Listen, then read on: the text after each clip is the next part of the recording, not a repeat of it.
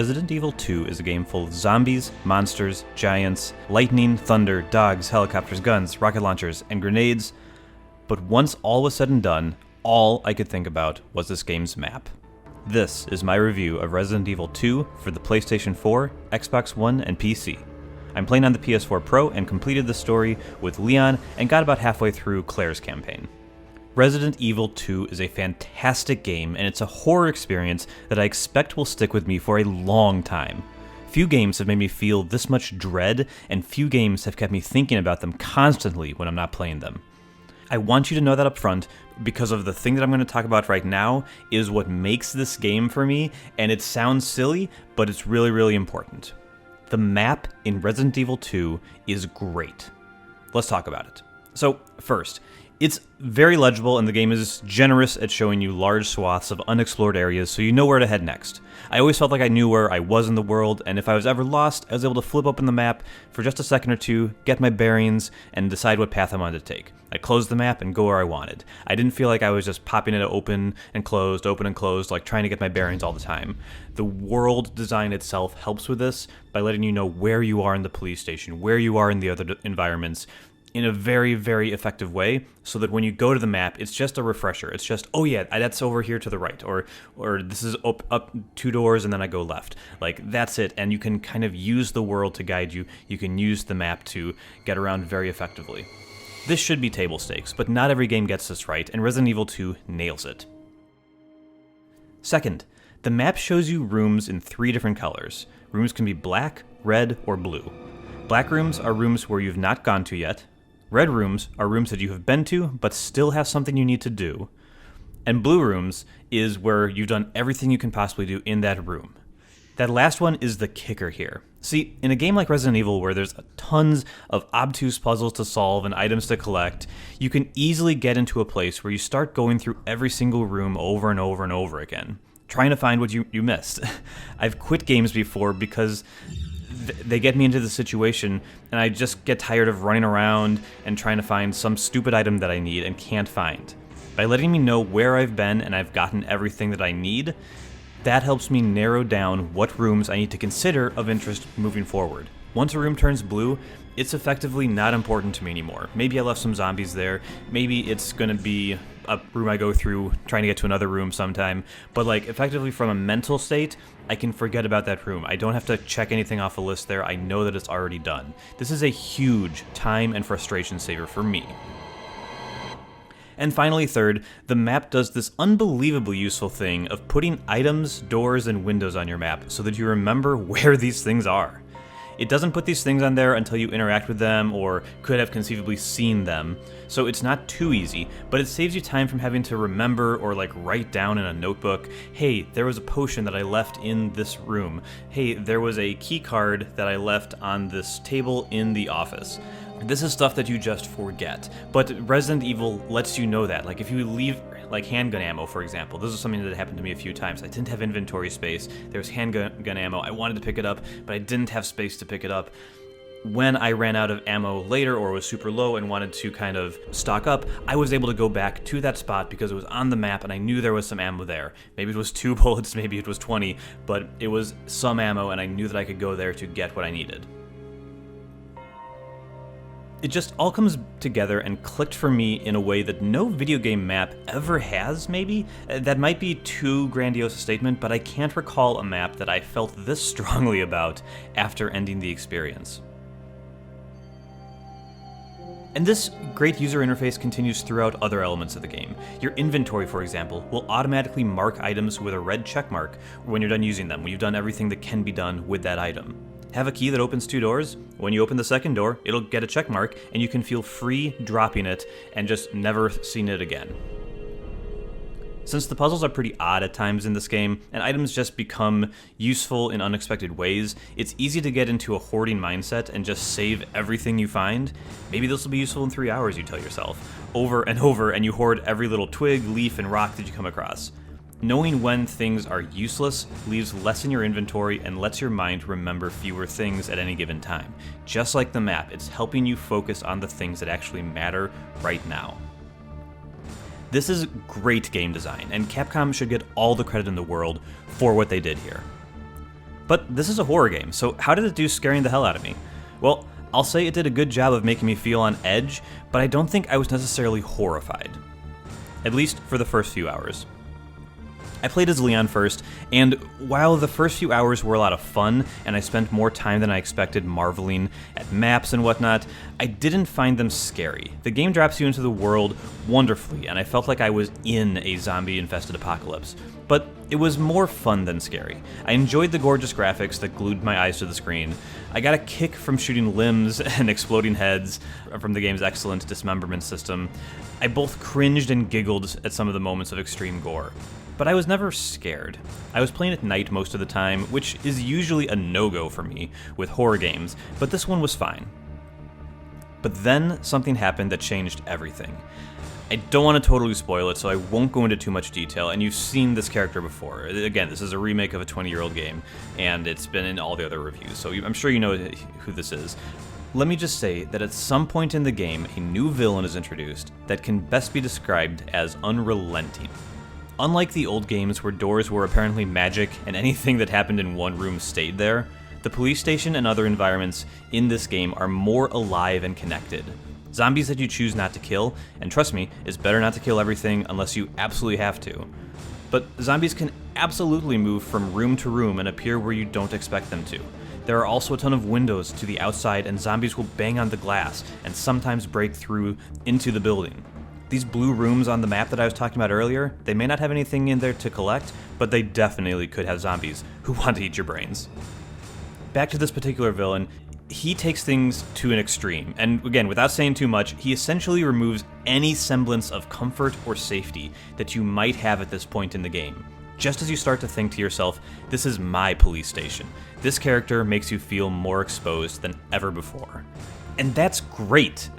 I loved that this game was designed to build me up and up and up, only to tear me down in a moment.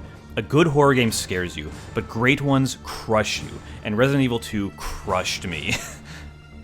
Since this is a remake, I should probably mention my history with the game, which is that I have none. I have never played Resident Evil 2, and I've only ever played Resident Evil Remake for GameCube, Resident Evil 4, and Resident Evil 7. I didn't love the remake of the first game, not because it was poorly made, but because the game felt archaic to me. The controls never jived with me, and the puzzles were more of a pain than anything I'd describe as fun. But Resident Evil 2 seems like a remake in name only. It's a very different beast from Resident Evil Remake for GameCube and PS3 and PS4 and every single system after that. From what I've heard, it sounds like the map is similar, but modified. The story is quite similar, and the puzzles are not hugely updated, but the rest of the game is totally new and feels much like a modern game in 2019. The puzzles are a bit off from most games you play these days, but they didn't feel old, they just felt different. I guess my only point here is that this doesn't feel like a remake of an old game. It feels like a completely relevant, completely new game. I think if we Men in Black forgot all of our memories, and this was marketed as Resident Evil 8, I think all of us would say, yeah, that's exactly what Resident Evil 8 should be. This feels totally like a game made in the here and now, with some different design decisions than a lot of the popular games going on at the moment, but it feels totally fresh. If you see one of those things, uniform or not, you do not hesitate. You take it out, or you run. Got it? Yes, sir. I mentioned Resident Evil 4 and 7 were the only other Resident Evil games I played, and I really enjoyed both of those. Resident Evil 4 in particular is one of my favorite games ever, and I probably have beaten it 20 times or more over the years. That one was more of an action game with a silly zombie story, while 2017's RE7 was more straight horror. I feel like RE2 is a nearly perfect mix of those two games. It's got similar controls to RE4 and the over-the-shoulder camera, but it's a little more seriously scary, like RE7. Leon might be younger in this game than he was in Resident Evil 4, but he's not roundhouse kicking zombies like he was in the GameCube classic. Hey, it's up to us to take out Umbrella.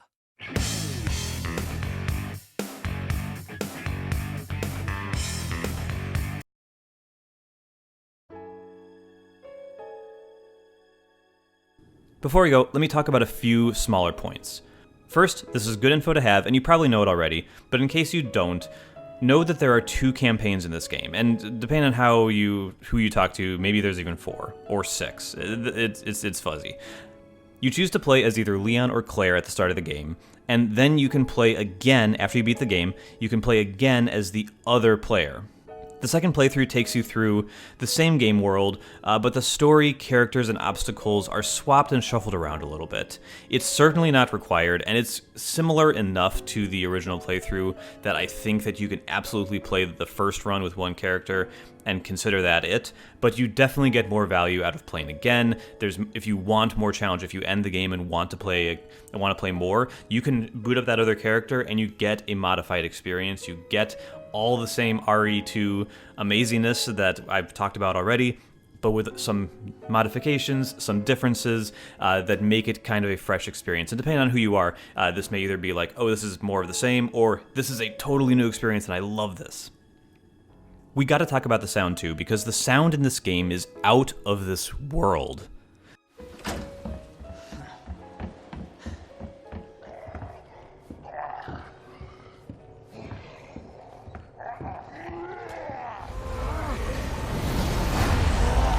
Can't stay here, it's not safe! Go on ahead! I'll meet you at the station! The music is delightfully creepy. I couldn't hum you a tune from it right now, but it set the tone for the game perfectly throughout. The directional sound and sound effects in general are also top-notch. The world sounds deliciously disgusting, and thanks to some great 3D sound work, it sounds like it's all around you. That's good, because you can figure out where those creaks in the night are coming from, but it's also bad because you are totally encompassed by the horrible things around you. But hey, that's kind of the point. Also on the sound front, the voice acting is a bit all over the place. Most of the cast does pretty good. I didn't really like Leon's performance. Some of the dialogue is corny, so he wasn't really helped there. But as the main character, to have pretty flat delivery, that's a little disappointing. Crazy things are happening all around, and he just stays as cool as a cucumber, even though the words he's saying don't really imply that he's totally got it all together. I mentioned the inventory before, but I found this to be a pretty decent implementation. Most items take up one spot, and you grow your inventory space as the game moves along. There's actually cool moments where you can upgrade your weapons as you go, and some upgrades will actually increase the size of the weapon from 1 spot to 2 spots, so you have to decide, do I want this to be a more powerful gun, do I want it to be a more accurate gun, or do I want it to be 1 spot so I can hold more things? It's a really cool give and take, and you have to decide which is more important to you. Do you want the space? Do you want the power? My best recommendation for the inventory is to examine every item that you come across. You never know what goodies you'll find inside or tucked around back of some seemingly innocuous items you pick up. Seriously, spin every item around. The gore deserves another mention as well. The game has some insane gore, and squeamish players will cringe every few minutes while playing the game. Several cutscenes have the worst of it, but even common actions like shooting zombies can lead to some high-fidelity bloody fireworks. Heads explode and split in half, limbs can be systematically removed, which is actually beneficial as it slows down zombies with fewer bullets than it takes to kill them, and blasting a basic zombie with a shotgun can literally split it in half. It's a gory mess, and there is no setting to tone any of this down. If you're playing a Resident Evil game, then you probably expect this, but it's something to know for those of you on the fence. Finally, there are some DLC add-ons for the game, and supposedly there's more DLC coming that I believe is going to be free. But the current DLC, which is paid, is all aesthetic. There are some costumes which I didn't buy, but I did pick up the original soundtrack, which goes for $2.99. It just swaps out the original PlayStation game score with a more in-your-face soundtrack, which was from the 1998 original. I would describe the current soundtrack as good. I mentioned that before, that the music sets the tone well, but it's kind of forgettable. The old Resident Evil 2 soundtrack, though, is much more in your face, and you will remember those tunes a little bit more. Since I have no nostalgia for the original game, I actually preferred the new music, since it fit a little bit more with the tone of this game, but it was totally worth it to have the classic Resident Evil voice happen at the game's start screen. Resident Evil 2 is a triumph on basically every level. It seems to be making old school fans happy, as well as newcomers welcome into this world. This game does not feel old at all, and it's a perfect marriage of old school game design and new school sensibilities. It's rare that a game gets such universal acclaim like Resident Evil 2 has been getting, and I think it deserves every great thing people are saying about it. If you don't want to be scared, then you can still get a lot of fun out of playing it with the lights on. It's really a masterclass in game design, and I think that gamers will really enjoy their time with it. If you want a scare, turn down the lights, put on headphones, crank up the difficulty. It's only February, so it's too soon to call it, but Resident Evil 2 will absolutely be in the conversation at the end of the year when I'm making my best of list. It's a seminal gaming experience and one that I will not soon forget.